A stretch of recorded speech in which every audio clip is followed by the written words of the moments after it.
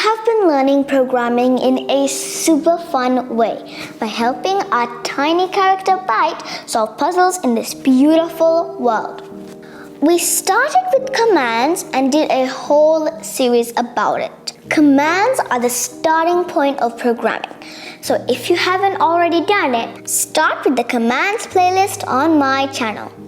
We have been learning all about functions in this series. Functions are just a way of grouping commands so that we can give it a name and then call it later again and again. So far, we have defined some functions, but we have only used the existing commands like moveForward and collectGem.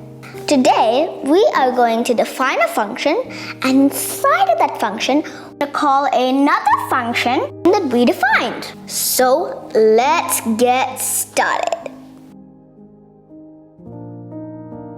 In this puzzle, we need to collect all these 4 gems that are all around Byte. By now, we know to look for repeating patterns.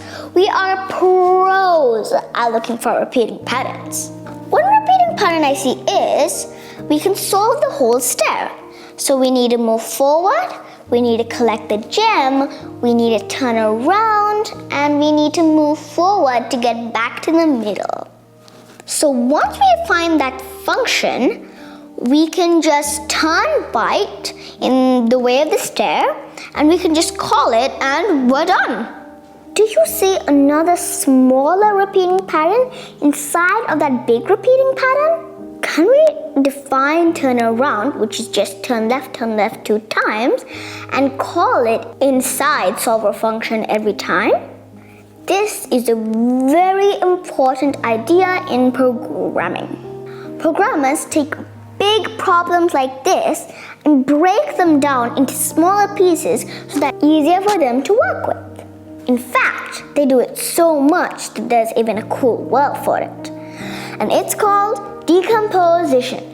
Turn around function is already filled in for us. Let's now write the solve stair function. For the solve stair function, we need 1 move forward, 1 collect gem, 1 turn around, and then 1 more move forward.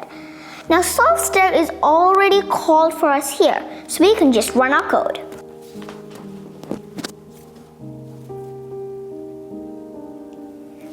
Excellent! Now we just need to do the next 3.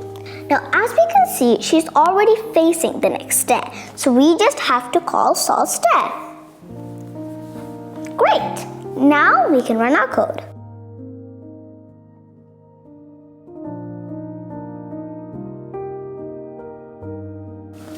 Voila!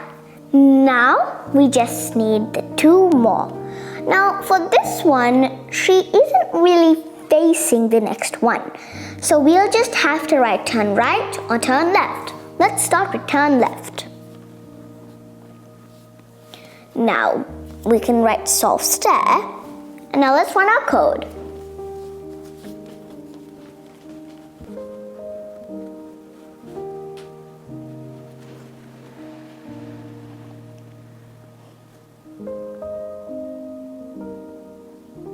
Excellent!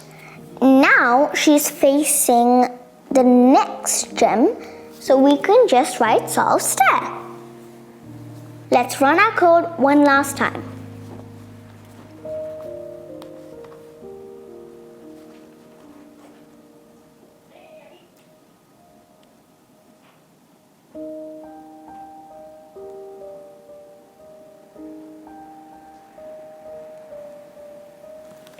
Incredible job! In the next episode, we will get some more practice with decomposition. If you would like to know when my next video comes out, it's easy, just subscribe. And as always, I am so happy that you're coding with me. Bye for now!